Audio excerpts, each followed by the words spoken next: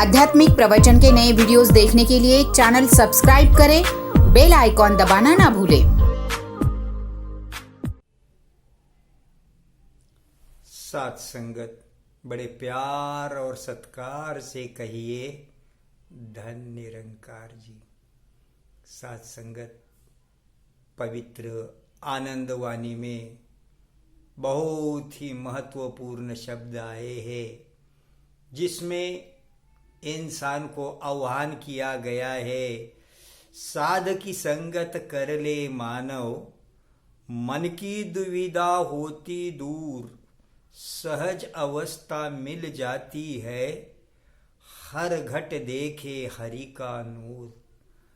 आज साथ संगत अगर हम इंसान के बारे में सोचें तो इंसान बड़ी द्विधा अवस्था में अपनी जीवन की राह तय करते चला जाता है।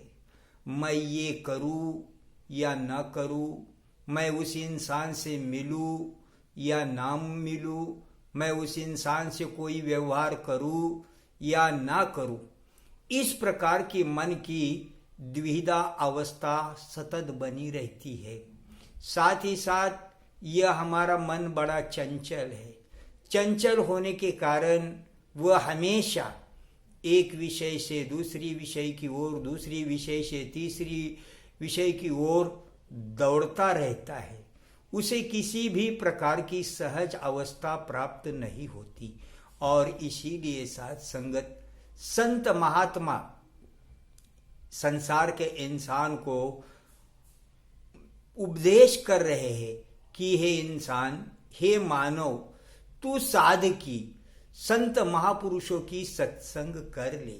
क्योंकि यह सत्संग में आने से, संत महापुरुषों के विचार सुनने के बाद, उनके कर्मों की गाथा सुनने के बाद तुझे जीवन में सहज अवस्था प्राप्त होगी। क्योंकि सत्संग में आने के बाद एक ही कार्य किया जाता है, वह कार्य है कि हमारे मन को एक ईश्वर निराकार प्रभु परमात्मा के साथ जोड़ दिया जाता है। और जब हमारे मन को एक ईश्वर निराकार प्रभु परमात्मा के साथ जोड़ दिया जाता है, इस प्रभु परमात्मा का हमें एहसास होने लगता है, हम जब उसका बार बार सुमिरन करते हैं तो फिर हमें हर घट में उसी परमात्मा का नूर दिखाई देने लगता है। फिर हमारा हर इंसान के साथ जो व्यवहार है वो केवल और केवल इंसानियत वाला, मानवता वाला होता है। और जब हम इस तरह का व्यवहार दूसरे इंसानों से, दूसरे प्राणियों से करते हैं तो हमारे मन को एक सहज अवस्था प्राप्त होती है, मन की द्विधा अवस्था खत्म हो जाती है। इतना ही नहीं तो हम हमारे जीवन में कर्म के द्वारा, वाणी के द्वारा, विचारों के द्वारा जितने भी पाप ताप होते हैं, इन सभी पाप तापों से भी हमें मुक्ति मिलती है। इसीलिए तुलसीदास जी भी कहा करते थे, एक घड़ी आधी घड़ी, आधी से पुनियाद, तुलसी संगत साध की, हरे कोट अपराध। कि हे इंसान, तू अपने जीवन में एक घड़ी ना बने तो आधी घड़ी, और आधी भी न बने तो उससे पुनः आधी घड़ी तू संत महात्माओं की सत्संग कर। इसका परिणाम यह होगा कि इन संत महापुरुषों का सत्संग करने से तेरे जीवन में जितने भी पाप ताप, करोड़ों करोड़ों प्रकार के पाप जितने भी तूने जीवन में किए हैं, इससे तुम्हें मुक्तता मिलेगी। साथ ही साथ तेरा मन इस प्रभु परमात्मा रूपी जमीन में दृढ़ होएगा, हिलेगा नहीं, डुलेगा नहीं। साथ संगत इसी तरह से एक बार एक महात्मा जी ने संत कबीरदास जी से सवाल किया, महात्मा जी, हमें प्रभु परमात्मा का ज्ञान तो प्राप्त हुआ है, अब हम सत्संग बार बार क्यों करें? हमें जीवन के अन्य कई कर्म करने होते हैं, तो हम सत्संग में कैसे जा सकते हैं? और फिर सत्संग में जाओ तो फिर वही चर्चा सुनने की क्या आवश्यकता है? तो इस पर साथ संगत संत कबीर जी ने उनके पास में एक कील गड़ी हुई थी, उस कील पर हथौड़े से एक फटका मार दिया और फिर अपने काम में लग गए। उस इंसान को अपने मुंह से कुछ भी जवाब नहीं दिया। दूसरे दिन वह इंसान फिर आया और कहने लगा, महात्मा जी, कल मैंने आपको एक सवाल पूछा था कि हम बार बार सत्संग क्यों करें? आपने कोई जवाब नहीं दिया।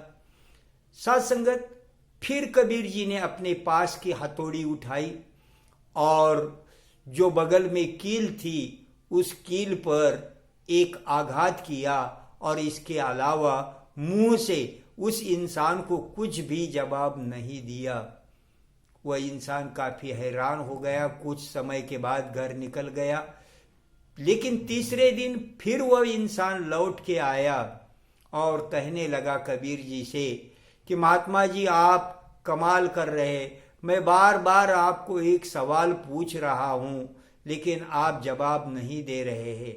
तो कबीर जी ने मुस्कुराते हुए कहा, महाराज, मैंने हर बार आपके सवाल का जवाब दिया है, वह आपकी समझ में नहीं आता, मैं क्या करूं?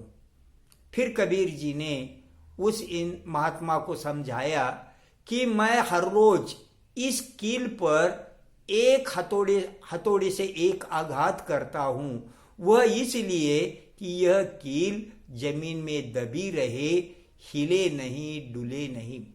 अगर मैं इस पर हथौड़े से आघात नहीं करूंगा तो यह खींचातान होने के कारण या उसे बंधे हुए जानवर के कारण या किसी के पैर की ठोकर लगने के कारण वह ढीला पड़ जाएगा। और अगर एक बार वह ढीला पड़ गया तो किसी की ठोकर लगकर या जानवर के कारण वह जमीन से बाहर निकल आएगा। और एक बार का अगर वह बाहर निकल आया तो फिर वह कहाँ होगा, कहाँ फेंका जाएगा, उसका पता नहीं लगेगा। और इसलिए मैं इस कील पर इस हथौड़े से बार बार आघात इसलिए करता हूं ताकि यह कील हिले नहीं, डुले नहीं, इस जमीन में दृढ़ता से दबी रहे। वही काम सत्संग का है। हम बार बार सत्संग में जाने से हमारे मन पर एक प्रकार का हथौड़े का आघात किया जाता है। बार बार संत महापुरुषों के मुखागर से हमें एक ईश्वर निराकार प्रभु परमात्मा की महिमा सुनने को मिलती है, उसका गुणगान सुनने को मिलता है।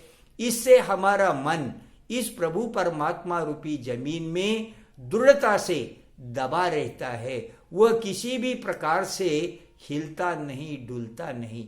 और जब हमारी प्रभु परमात्मा पर दृढ़ श्रद्धा हो जाती है, दृढ़ विश्वास हो जाता है, तो हमारे मन को एक सुकून मिल जाता है, एक सहज अवस्था मिल जाती है। और साथ संगत आज इस सहज अवस्था की बहुत आवश्यकता है। तो आओ हम सभी मिलजुल कर दिन प्रतिदिन सत्संग में आते रहे, एक ईश्वर निराकार प्रभु परमात्मा का गुणगान करते रहे, महिमा गाते रहे और अपने जीवन को एक सहज अवस्था प्राप्त करते रहे। साथ संगत बड़े प्यार और सत्कार से कहना। आध्यात्मिक प्रवचन के नए वीडियोस देखने के लिए चैनल सब्सक्राइब करें, बेल आइकॉन दबाना ना भूलें।